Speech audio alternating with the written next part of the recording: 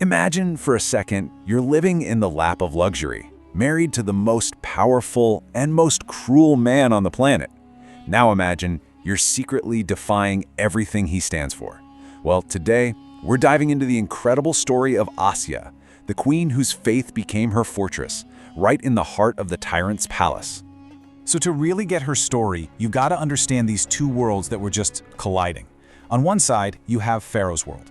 We're talking absolute power, mountains of gold, and just unimaginable cruelty. But on the other side, you have what was inside Asiya's heart. This deep, unwavering faith, incredible compassion, and this quiet, powerful courage. And this is where her life becomes this huge paradox, right? As the queen, she had every luxury you could possibly dream of. But underneath all that glitter, she was living with a secret so dangerous that if it ever got out, it would mean certain death. Let's be real clear about who her husband was. Pharaoh wasn't just a king. No, he had declared himself a god. He demanded that everyone worship him, and his entire kingdom was built on a foundation of pure fear. Nobody, and I mean nobody, even dared to think about crossing him. And yet, right there, under his own roof, Asiya was nurturing this secret belief in the one true God, Allah. She knew deep down that if this faith ever came to light, it wasn't just going to cost her the crown, it was going to cost her her life. And then, everything changes. A single fateful encounter happens that forces her hidden character out into the open, and it completely changes the course of history. Just try to picture the scene, okay? Servants pull a small wooden chest out of the Nile River and they rush it into the palace. Inside, a baby boy. Now this is the infant Musa, put there by his mother in a desperate last-ditch effort to save him from Pharaoh's own soldiers, who had orders to kill every single newborn boy. So this is a huge moment, and it's really a question for all of us, isn't it? When you're face to face with immense power that wants to destroy an innocent life, what choice do you make? Do you stay quiet to save your own skin? Asiya, well, she didn't even hesitate, not for a second. Faced with that impossible choice, she chose compassion. And that single act, right there, it tells you everything you need to know about her. You know what's so brilliant about this? It's how she did it. She didn't march in and defy Pharaoh. No, she used this gentle, clever wisdom. These are her words. And what she does is she pleads for the baby's life by appealing to Pharaoh's own self-interest. And you know what? It worked. Musa was saved. So that one choice, that one moment of compassion, well, it kicks off this domino effect that plays out over decades.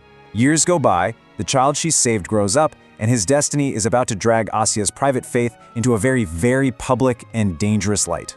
So, years fly by. Musa is rescued, he's raised right there inside the palace walls, protected by Asiya, and eventually he becomes a prophet. And when he comes back to that palace to declare the message of the one true God, Asiya doesn't miss a beat. She immediately believes him, completely shattering years of secrecy in one single moment.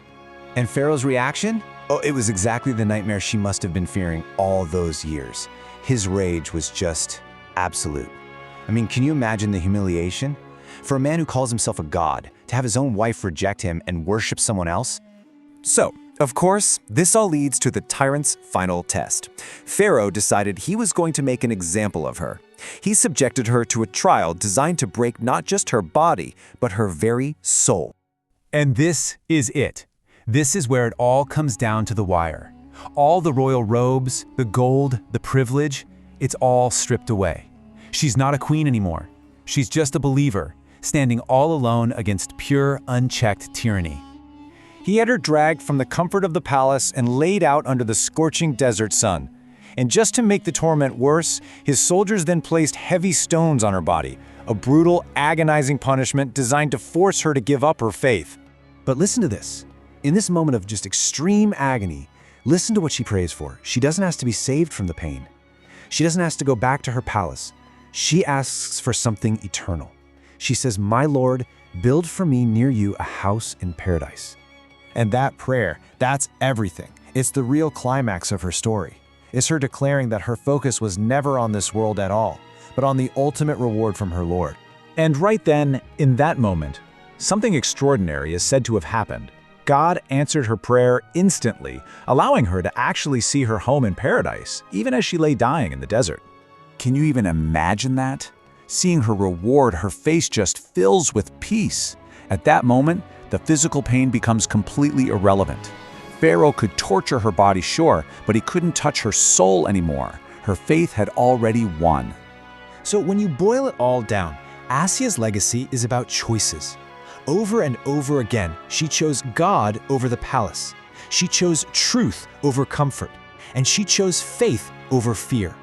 She's become this timeless symbol of spiritual courage against worldly tyranny, and that's why she's one of the most honored women in history. And that really just leaves us with one final thought. Her story forces us to ask a really fundamental question about what actually matters in life. What is a palace with all its power and all its gold? What is it really worth when you measure it against eternal truth?